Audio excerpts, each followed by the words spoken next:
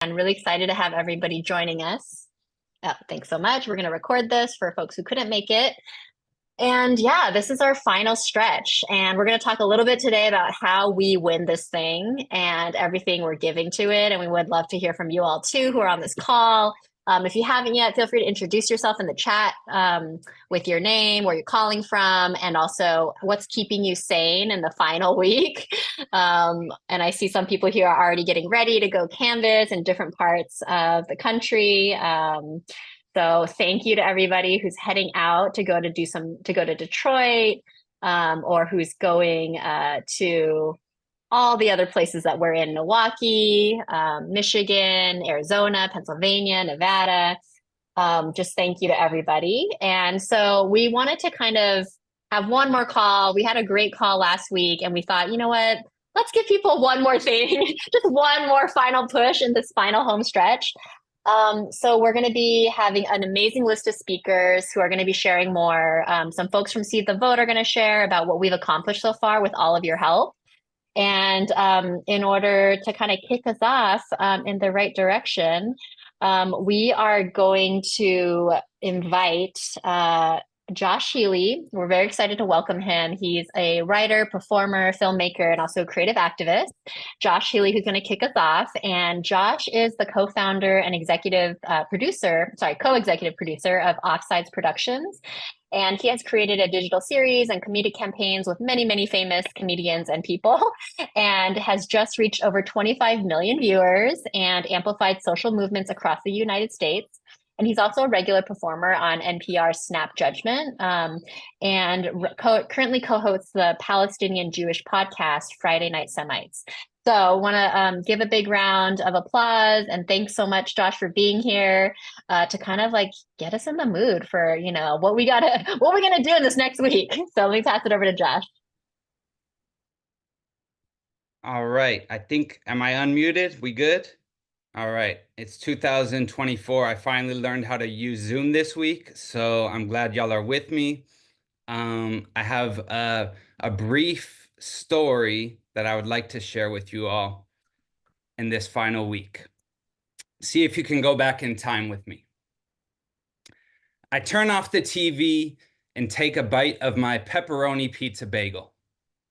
I can't believe it. I don't want to believe it. I mean, this is supposed to be the greatest country in the world, right? I mean, come on. We invented the airplane, the internet, the double-headed dildo. This is the United freaking States of America. How the hell did we just elect this dude president? This dude? I'm smarter than him, and I'm a fucking idiot. I mean, he didn't get a majority of the votes. He just rolled through red state and potatoes America with a bullhorn campaign of hate and gold-plated lies. And now he has the nuclear codes, unmatched power, and the keys to the beautiful, brutal country that I call home. It's the year 2000, and George W. Bush has just been elected president. What's up, Seed the Vote? My name is Josh Healy. I'm so glad to be here with you all tonight. That's the start of a story I wrote about the 2000 election, but I actually wrote it in the aftermath of the 2016 election.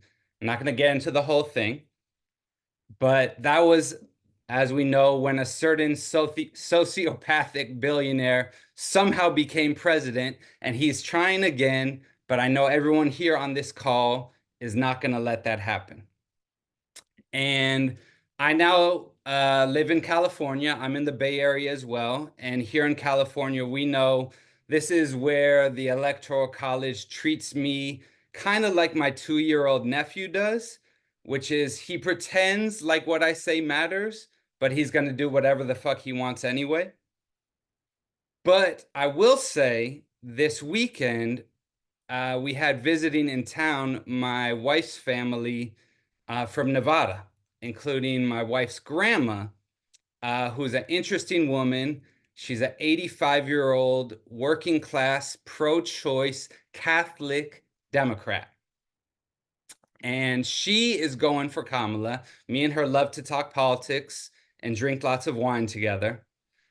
But she told me her son, which I guess is my uncle, but I call it my wife's grandma's son, he's on the fence. And I'm not just saying this because we had this conversation a couple days ago. And I asked grandma about it, about her son, aka my uncle. She said he voted for Trump in 2016, but then Biden in 2020. And I asked grandma what swayed him in 2020. And I'm not lying. She said it was because there was a conversation her son had with someone who knocked on his door. And I'm not shitting you, in Reno, Nevada. And I said, Grandma, has anyone knocked on the door yet this year? And she said, not yet. And so son is still on the fence. I think I'm working on it. It's more my wife's family, but I'm still doing my best. So I know there's a lot of people from the Bay Area going to Reno as part of Seed the Vote. I want to say thank you. I also just want to say, to be honest, like many of you, I've spent the last year protesting out in the streets for a ceasefire and an arms embargo to stop the bloodshed in Gaza and the Mideast. And so like many of us, or have some conflicts and some contradictions. I'm not necessarily this administration's biggest fan, but I do know that if we want to have any chance of peace and justice over there, You go talk to Robin. I didn't.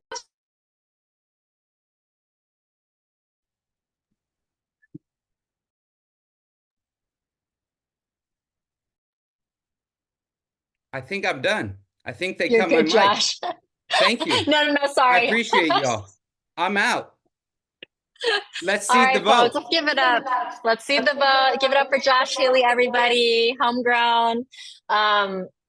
Yes, thank you for bringing it home to us and making it clear why all of us who may be in a swing state, maybe not, maybe have relatives in swing states, why we all need to make sure that the next president is not a overtly fascist dictator. And, all the contradictions, I'm sure we all have criticisms of the Democratic Party, and we still got to win this thing, and we got to make sure that we don't have the rise of fascism unchecked.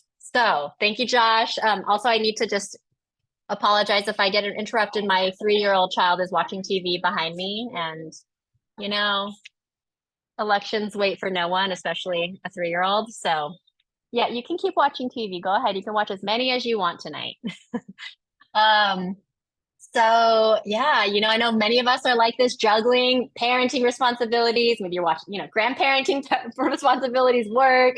Our lives are busy right now, and we're all trying to make some time and have some room because we know what's at stake, right? So I want to bring on somebody who I've worked with for, I think, over 15 years. Cut my teeth on the very first election I ever worked on in San Francisco with this guy. Taught me a lot about what I know today. And I'm very proud to call him a very good friend of mine, and really proud to be throwing down with him and his organization.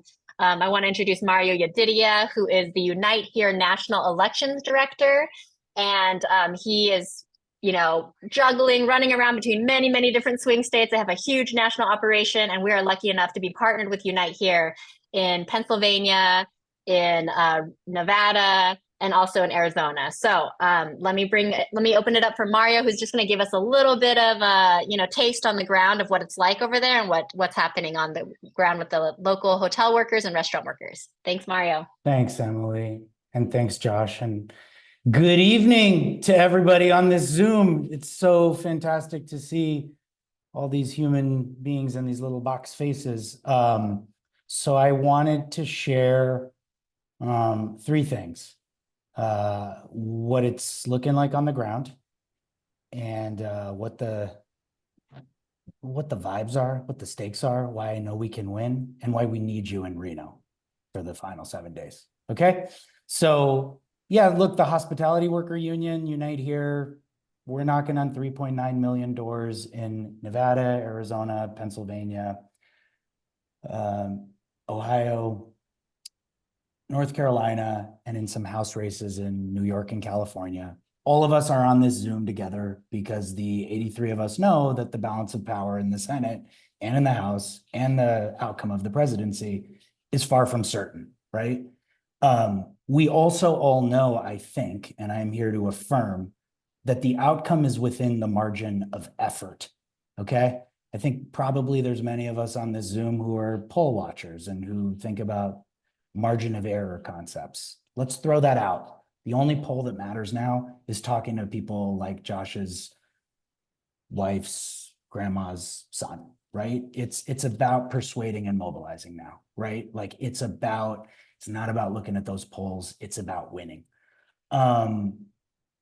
There's a bunch of work that Seed the Vote has done already. Our little union of housekeepers, dishwashers, cooks, and bartenders, we've knocked on 3 million doors already. We've had 495,000 conversations with targeted voters, many of them low propensity, the majority people of color in all of these key swing states. And in Arizona and Nevada and Pennsylvania, that would not have happened. That cannot happen. It would not be possible to see victory without the work of Seed the Vote, without the work of human beings who are juggling all of the things that you're juggling, the parenting and the like. I mean, I see in the introductions on this Zoom, people are across a bunch of different time zones. Your effort in these final 7 days actually matters. Let me give you a couple of numbers, since I'm an elections person, about how much it matters. In the state of Nevada, where 1.1 million human beings cast ballots in the midterms, the only reason the US Senate has 51 Democrats and 49 Republicans today is because Catherine Cortez Masto won her election 2 years ago, the only Latina to ever be in the United States Senate, by 7,928 votes, by less than 8,000 human beings. The Analyst Institute, if that means anything to people on this call, this is more of a movement-y and less of a Dem party killer vibe, which is the world that I come from, the movement-y one. Like, we generated at minimum 15,000 of those votes. Like, it is possible to knock on a human being's door, to get them to the polls, to legally and appropriately help them deliver their ballot in the state of Nevada. And we can do that with the margin of victory. You can absolutely do that if you come to Nevada or Arizona or Pennsylvania. And so now I just want to talk about the stakes for a minute, and I'm going to share a quick story.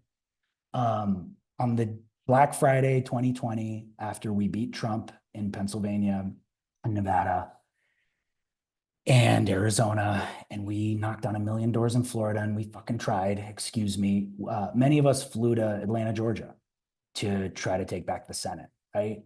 And I remember being on a Zoom with 800 hospitality workers on November 29th, 2020. And we were assembled like in 7 different hotels in the Atlanta metro area, and we were on a Zoom together. Hospitality workers, fresh off of those canvassing operations I just mentioned in those battleground states, right? They decided to spend Thanksgiving and Christmas and New Year's away from their families, right? To help take back the Senate. And I remember on that first Zoom, we did this organizing training.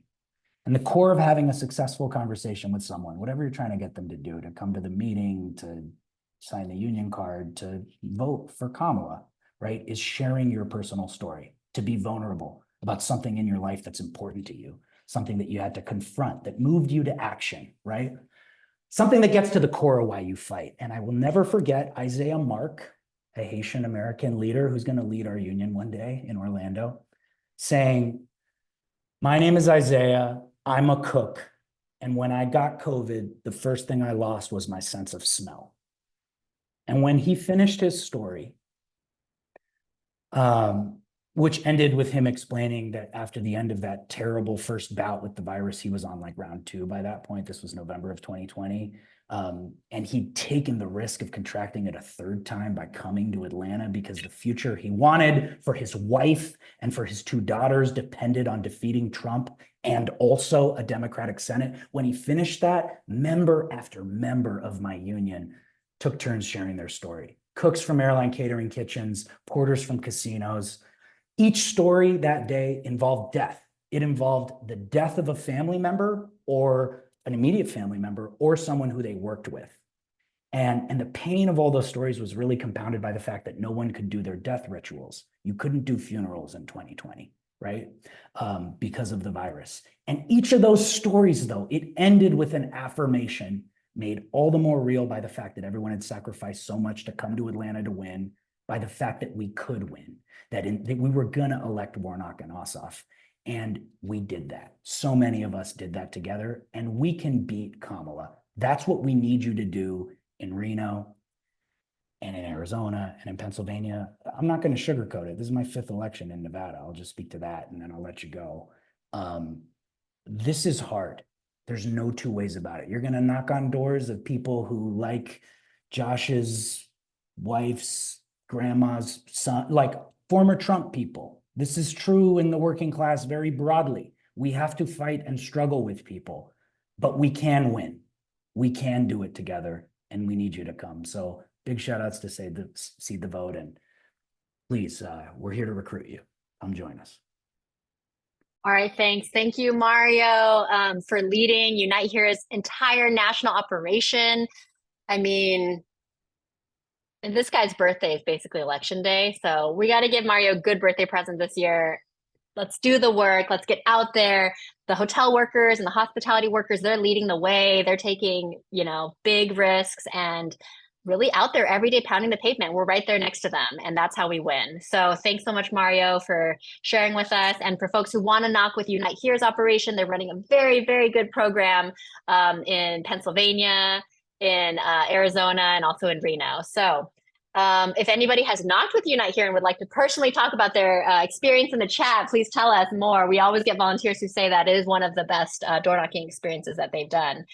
So next up, I want to invite our next speaker, another partner of ours who we're really grateful to partner with in Milwaukee, Wisconsin, Ariel Yanasek, who is the political data director at Showing Up for Racial Justice. They are organizing white voters and white folks across the country to say no to MAGA, to reject the appeal of Donald Trump and his party, and they're doing it by talking to working class white voters. And Seed the Vote is really excited to partner with them in Milwaukee and to have Ariel here share a little bit more about what they're seeing on the ground and what they've been up to. So Ariel, if you can take yourself off mute, please join us. Yeah, hello everybody. My name is Ariel Yanasek. I am born and bred in Wisconsin. I'm in Milwaukee myself.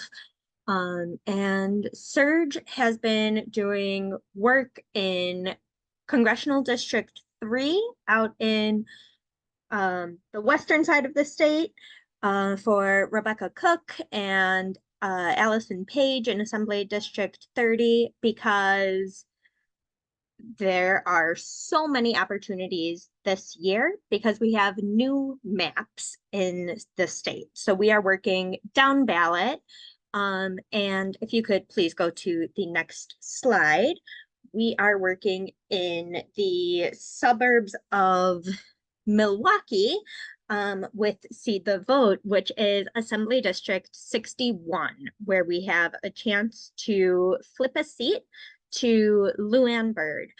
As you know, Wisconsin is always super close in the outcomes of every election. In 2020, Biden won the state by only 0.6%. Right now, we are knocking in those swing districts where we are talking to a lot of people who are completely isolated and feel that they are the only Democrat in their neighborhood. We're hearing that after they speak with us, they're feeling more emboldened and more confident talking to their friends and reaching out because they're realizing that their community isn't just the sea of red, and they really feel value when they talk to us. Today, we had a volunteer that spoke with somebody at the doors that said, yeah, I'm going to vote for Harris, but I'm going to leave the rest of my ballot blank. Right now, we have Tammy Baldwin up for U.S. Senate.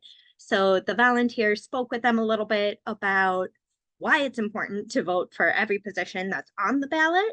And the voter committed to vote for Tammy Baldwin and for Lou Ann Bird.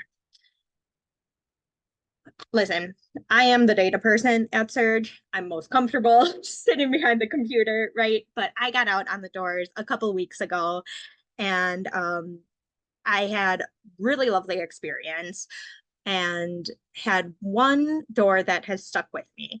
This woman who is 91 years old opened the door with curlers in her hair and said, "You better be quick. I'm getting ready for my day," right? She told us this story when I asked her what issues were important to her when she thinks about voting. And she told me about her brother who got a Purple Heart and was a fighter in the army, and how he has fought for freedoms, and that informs how she votes. I thought the conversation was going one way, but then she finished it by saying, and a woman's right to choose what she does with her body is exactly the kind of freedom that he was fighting for.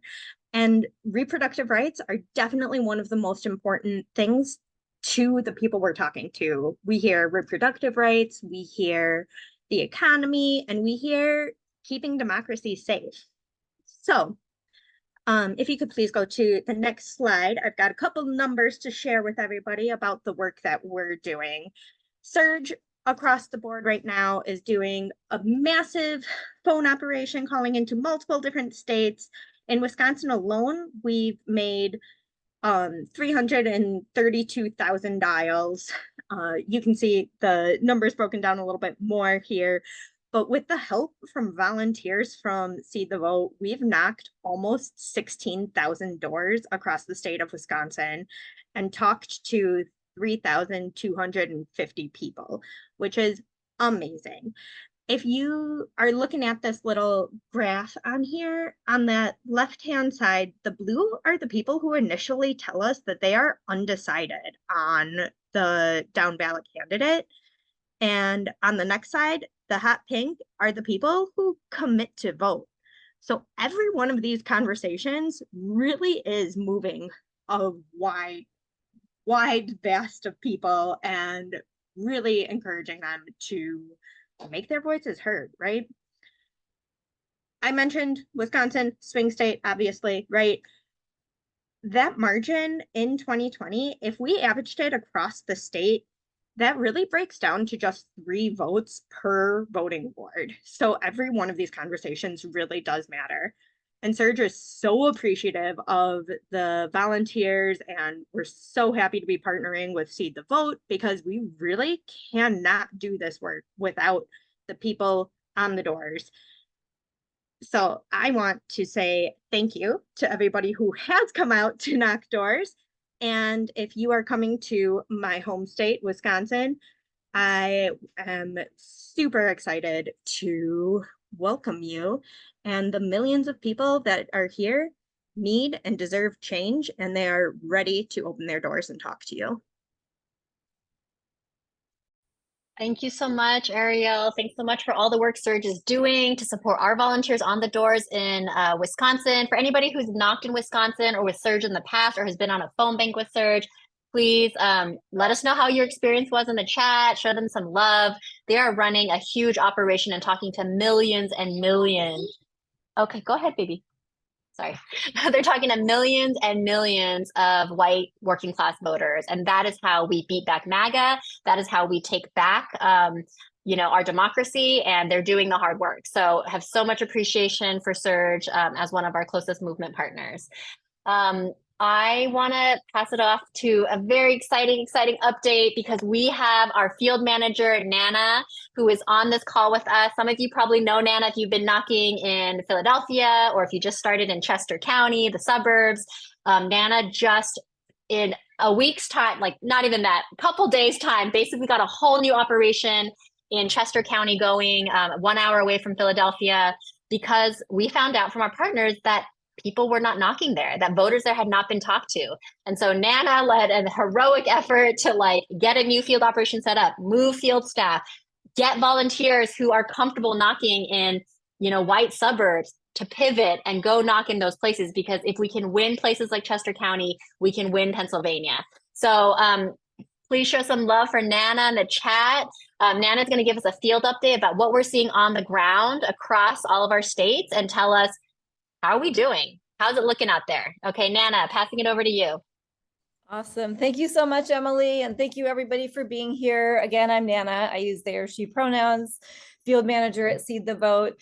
As you all know, Seed the Vote has been working in 5 battleground states. We set out to mobilize 3,000 volunteers to knock 500,000 doors in Arizona, Michigan, Wisconsin, Nevada, and Pennsylvania.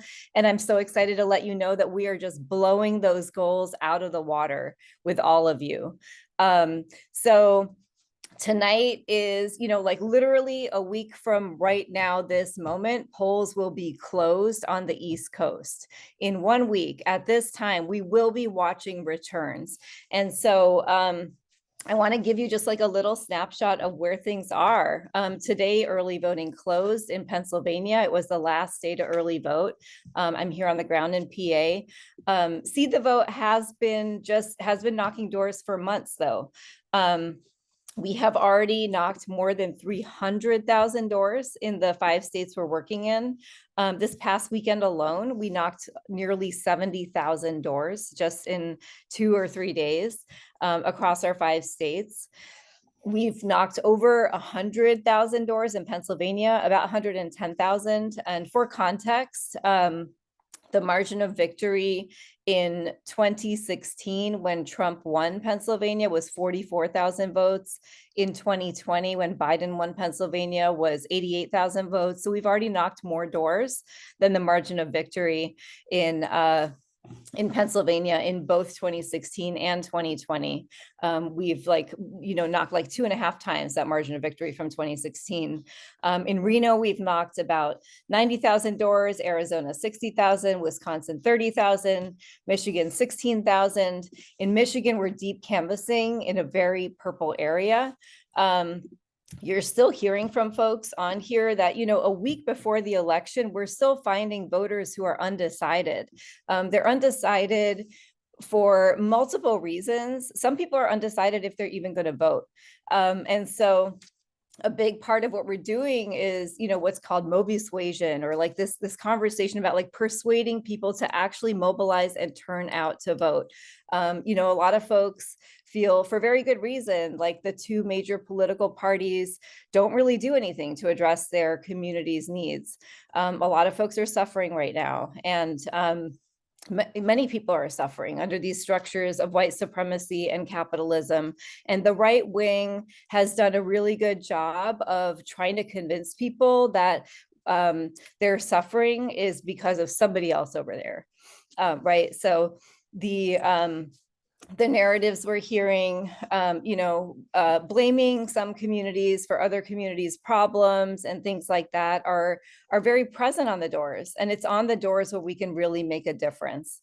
Connecting deeply with voters, talking to them, listening to them, hearing what's on their minds, and sharing with them that the solution to the suffering that all our communities are facing is to fight for rights and justice and dignity and liberation for all of our people, and that when we all rise is when we all rise. And there's nobody like our canvassers to make that case to voters. So we continue to pivot our operations to support our partners and try to have the most impact where we can. As Emily mentioned, when we heard from partners in Pennsylvania, where we're working with Asian and Pacific Islander Political Action, as well as Unite Here, when we heard that, not only was the polling showing the race was neck and neck, 48.1% to 48.1%, but also that the Philly area was oversaturated with a lot of campaigns, a lot of canvassers out, and these collar counties are the places that really needed attention. We pivoted multiple operations. We actually moved our APIPA operation to Bucks County, to Bensalem, where Bucks County is a swing county.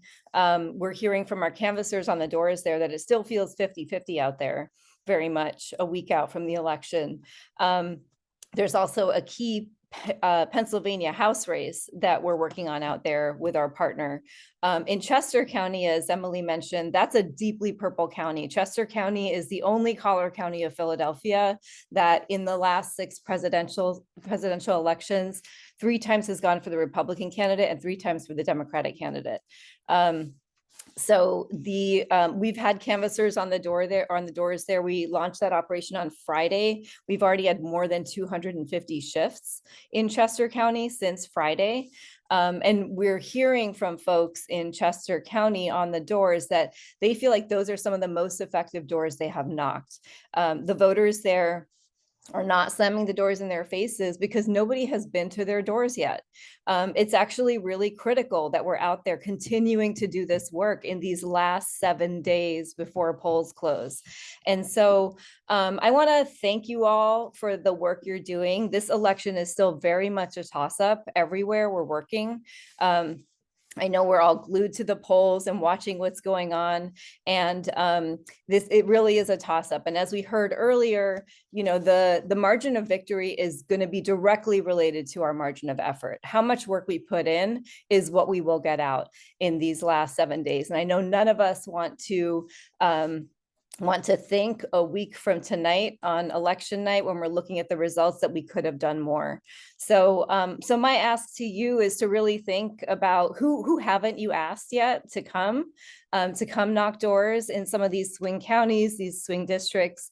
We need you. It is time tonight to get out your phone, to text 5 of your friends to say, who can sign up for a shift? I'm filling my car, who's getting in? Let's go do this. This is our time. It is go time. It is the door conversations that are going to make the difference. We need all of you. The future is up to us. And you know, this is really our last chance. This is our window of opportunity to defeat MAGA, to stop the fascist right, and to keep organizing, because we're all going to be here November 6th, no matter what happens. We're going to be here holding accountable any candidates and any elected officials, and continue to fight for our communities hand in hand with our partners and with all of you. So thank you for all you do. Let's all do more, and hope to see you on the door soon. All right, let's show some love for Nana in the chat. Nana, like many of our field team, has been doing 12-plus-hour days every day for the last, few weeks, the last month. And, we're asking a lot of people. Nana's giving a lot, our staff, our Canvas leaders, our volunteers who, I just got a call from a volunteer today who said, I want to extend my trip. I want to knock for, that final weekend. Can I rebook my ticket? What can I do? I want to extend my Airbnb. And we are saying yes to people because we need you. There is no other time right now that we need you. It's this week. And I really just want to emphasize what Nana said, that it's not too late. It's not too late to get out somewhere. It's not too late to convince somebody to get out there. I just spoke with somebody from Little Rock, Arkansas on Sunday. She's on a plane today, Tuesday. So it is very possible to get your trip ready and going for this last final weekend and the last final 4 days. So if you can do it, please do it. And I want to just also queue up we have this amazing recruitment video that probably features many of you from your door knocking experiences. We're going to play it for you. We would love, it's on YouTube. We would love for you to share it with your friends and family, to encourage them to either canvass themselves or to donate to support somebody else. Josie, feel free to run that video right now.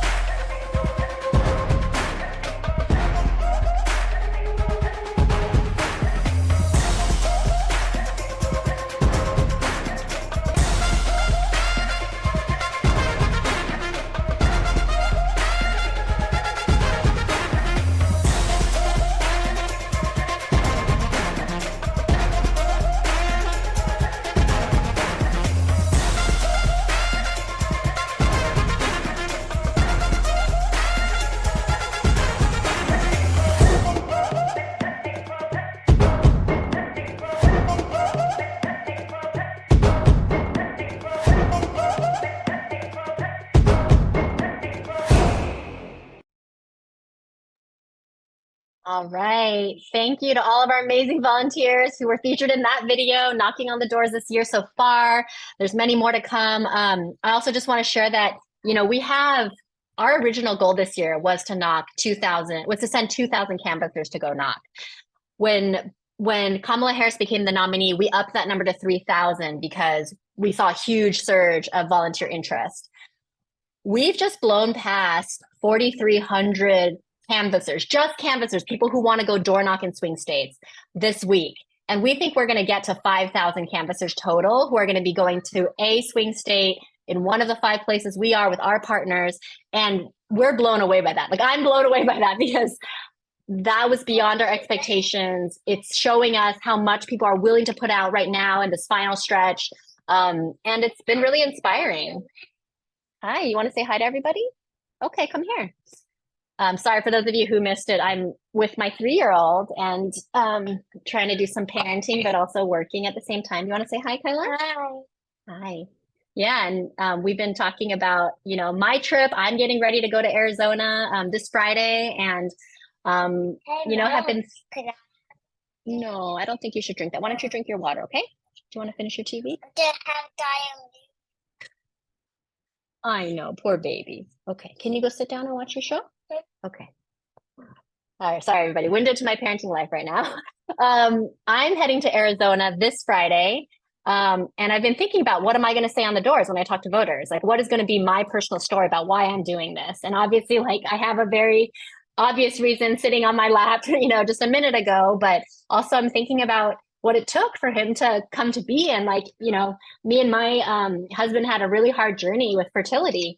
And we tried for a long time to get pregnant and we couldn't. And we finally decided to spend the time and energy and the resources to do IVF. And I think about, if Trump is in power, the GOP is in power, they're going to even take away the right for people to, right? Like many, many rights of people and families to decide when they want to have children, if they want to have children, what to do with their bodies.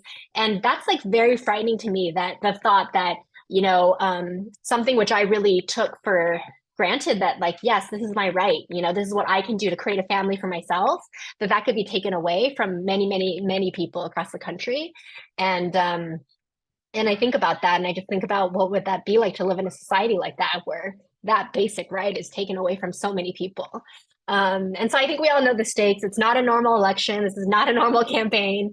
We're all on the front lines of this fight against fascism in our times. And Trump has a very clear agenda. They've made it very obvious what they want to do to bring violence as a norm, political violence, but also violence against communities. And we all have our reasons for being here. And we just want everybody to think about, in this final week, if somebody told you, if you and every person on this call could get 5 other people to go to a swing state, to go knock more doors, to phone bank, 10 more shifts, go canvass for 5 days, and they told you that would make the difference in winning this election, right? I think we would all say, okay, sign me up. Yes, we're going to do whatever we need to do to win this election. Unfortunately, we don't know exactly how much effort it's going to take. We don't know exactly how many more doors do we need to knock to make sure we get to we swing those counties like Bucks County and Chester County. We don't know that answer. And so we have to kind of ask ourselves, what else am I willing to do? What else am I willing to kind of put out there on the line for the sake of what? And I think that's why we've been so inspired by all the volunteers who are coming out to Seed the Vote and to tell us why they're taking time away from their families or their work or their other responsibilities to really do something that's stretching. And so I just want to acknowledge that many people have already done so much. And because we've done such an amazing job of recruiting people and sending people, we have to raise an additional $250,000. And I said that on the call last week that we needed to raise 500. So we're almost there. We need to raise another $250,000 in this final home stretch so that we don't have to turn away any volunteer who needs financial support. The majority of our donations, we've brought in $1.4 million from regular people, just regular people donating online, writing checks. And the majority of those people, 75% of them, they give a donation of $100 or less. So that just goes to show you the grassroots power of you all, the people who are supporting you to go canvass. And we've had many, many, volunteers set up fundraising pages and, donate time to ask their friends and family, hey, would you support this organization? Would you support sending me on my trip. And it's been very, okay, hold on a second, baby. And it's been very amazing to see this kind of outpouring come in. And I wanted to announce on this call that we've had two generous donors, Amy Aquino and Drew McCoy, who are matching all donations to Seed the Vote up to $20,000. We haven't met the goal yet to get all the matching funds. So if you're able to donate tonight or to encourage your friends to donate, yeah, good job. If you can encourage your friends to donate. Okay, hold on, I'm on my phone. I'm not working. Okay, I'm working, okay? You know, if you can get one more push, send out one more email, donate yourself one more time, that donation will be matched and doubled. And so we can drop the link in the Zoom for people. So any donations you make today will be doubled. And we're really excited and just overwhelmed by the generosity of the people who volunteer with Seed the Vote. It really is pretty amazing. So I'll stop there and also want to introduce, actually, I want to make sure our folks are on. I think they are, but we have one more other partner who is joining us on this call. We just had a really amazing delegation in Arizona. And, you know, and I want to say that, you know, the money we fundraised went to support like organizations like this who brought young people of color, young immigrants to Arizona 2 weekends ago to door knock for 3 days. And this was a coalition of organizations from United We Dream. Hold on, Mama's still working, okay? We got, sorry, everybody. TV lost its draw. So we were able to get a coalition of youth organizations, United We Dream Action, as well as March for Our Lives, as well as Sunrise. So amazing youth groups who are bringing young people out to the polls, putting out the message that, you know, Gen Z voters, they have a huge stake in this election and we need to turn them out and get them to vote. And so they came out, over 50 young people came out to door knock with us in Arizona in the hot heat. And so we have an amazing organizer from Texas, from United We Dream Action, Montserrat Montalvo, who's going to share a little bit with us about this experience of the young people who went out on those doors. Thank you, Emily. Hi, all. My name is Monse. I use she, her, yeah pronouns. Yeah, that weekend was lots of fun, lots of work. As Emily mentioned, we are an immigrant-based youth organization. And it, you know, organizing and canvassing in Arizona was great because our folks got to canvass in their native tongue. For most of them, the majority of them speak Spanish. And a lot of them expressed like, wow, this is like the first time that I can connect with folks like politically in my language, especially because they had grandparents answering the door, parents answering the door, families that came out and were like, yeah, you know, we are a mixed status family and we understand why it's so important for folks to be out here explaining to us how to vote. They put together a great voter guide for us. But there was one particular story where I was with a member and I actually had never canvassed before either. So this was brand new to me. And we knocked on the door and the mom answered and she practically dragged her child out of the bed to come talk to us because it was really early Sunday morning. And she was like, here, stand here and listen to what they have to tell you. And we walked through the voter guide and the mom was way more attentive than the child was, you know, but she was like, I understand how important this is. My children, you know, they're out here voting for me since I am undocumented. And I try to guide them in the correct way of, you know, their values and their morals and standing up for other folks. But it was a great time. You know, we had a mix of folks who were nice enough to talk to us, even if they weren't voting for the folks that we were endorsing, you know, but they took those voter guides.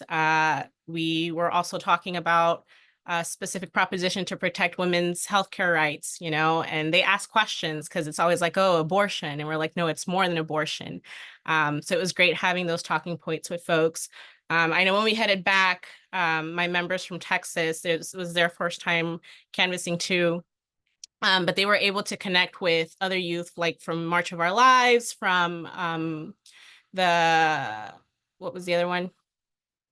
Sunrise Movement, and they were talking strategy of how they do things in their own home states. And with Texas being, you know, one of those states that tends to lead the way in the bad things, they were like, oh, you know, this is how we're going to do it in our community now. You know, they exchange numbers, and it's great to see that they're setting up their own plans, that we're helping set the infrastructure for them. So even if we aren't there, they can continue the work and they know what to do. So all in all, it was a great experience. Luckily, it wasn't that hot.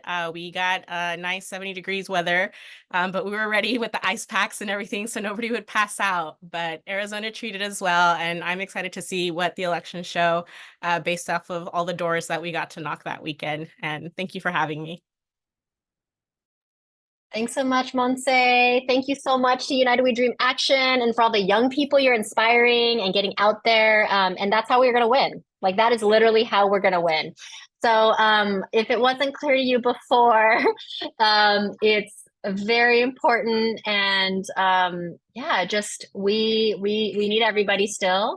And I don't know if people are following the kind of pathways for Kamala to win, but essentially, like, you know, no poll is going to tell us, it's not going to change that this is a toss-up, and that to win, we can't lose any of the states we're working in, because if we there's pretty much no path to the White House. If we lose Pennsylvania, if we lose Michigan or Wisconsin, we have to win Arizona. If we win all the northern states, we also have to win Nevada too. And if we win all five, we put, as our political director said, we put the nails in Trump's political coffin, right? And that's our goal, is to stop this MAGA movement and to kind of reclaim our country and the democracy. So basically, we're doing it. We're doing it with the help of everybody on this call. And I wanted to just also preview a little bit. People have been starting to ask us, what are you guys going to do after Election Day? What's going to happen? You know, election defense work. And I just, you know, of course I tell them, well, first we need to win. That's the number one thing. We win the election. And then, you know, at 8 p.m. on election night, our work doesn't end, right? Like, we got to keep going. We're already asking volunteers who are in certain swing states if they can stay longer that week, because we do expect that in certain states, it's going to be very, very close. And we will need to do ballot curing, meaning that we need to go help voters correct their ballot or fix their ballot because it's been questioned by the county registrar, or they think that, oh, this person's signature doesn't match, so we're going to throw out their vote.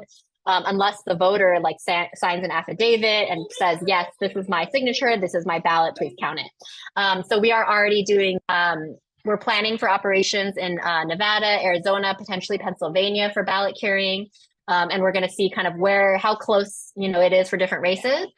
So we're definitely going to continue to potentially have operations even after Election Day. So stay tuned for that. And we also just want to invite everybody on this call.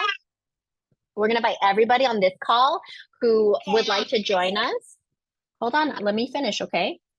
After this, on November 7th, 2 days after the election, we have our partners at Working Families Party who are doing a huge mass call it's going to be thousands of people. We're directing everybody to go to that mass call on the 7th to get information about what is the most critical priority thing that folks should be working on for election defense. So we can drop that link in the chat. Please RSVP, and also make sure to invite your friends and family who might be asking, what do we do next? What's going to happen? It's going to be chaos, and we don't expect that results will come in quickly. And so we do want to just hold a space for the post-election. And we're going to be working with a lot of national partners to figure out what is the most strategic thing we should be doing. We have thousands of volunteers and canvassers who are watching closely, and we are going to be sharing information with you all in that process. So definitely join us and stay tuned for that. And we also wanted to close out this video with an amazing effort from a group of volunteers who also came out and knocked with us. They decided to take it upon themselves in the honor of Halloween week to make a Seed the Vote Monster Mash video based on their experiences door knocking with us. So it's a very hilarious, very funny video. We'll drop the link in the chat also, so folks can feel free to share it. And just enjoy this final week with us.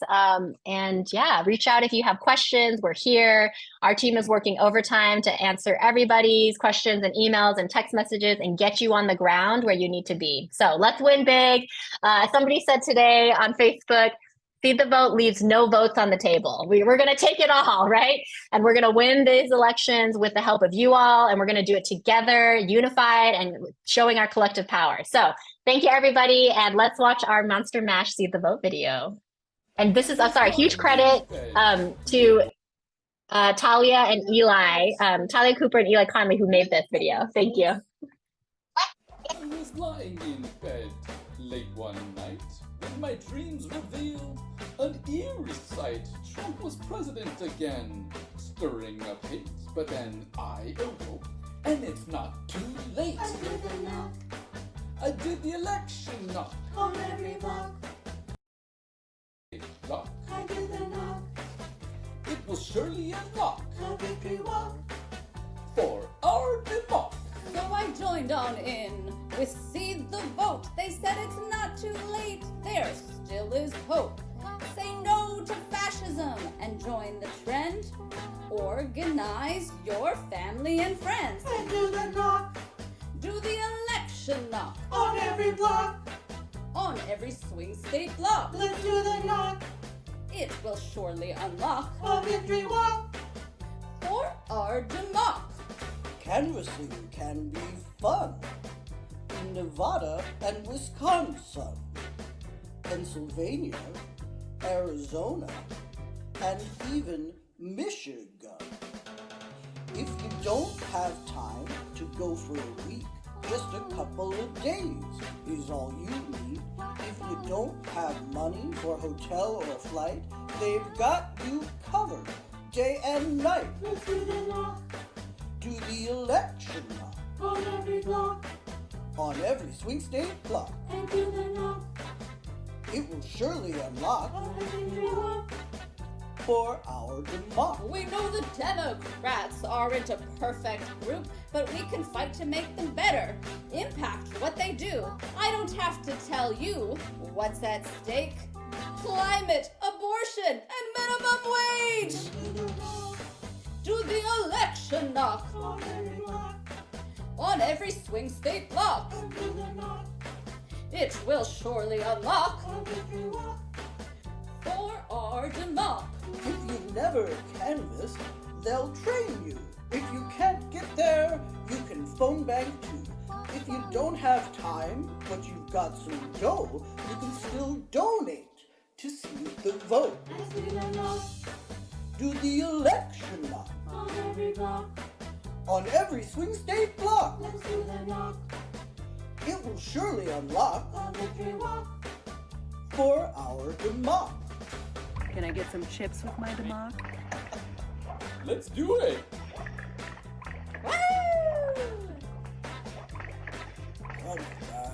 Democracy good! Yeah! We got this, people. Ooh. It's not too late.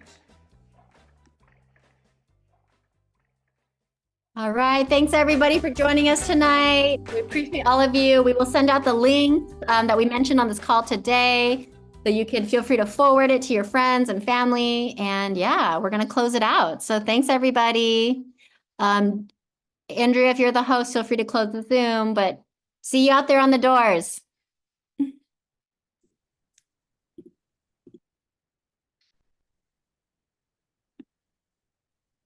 Andrea,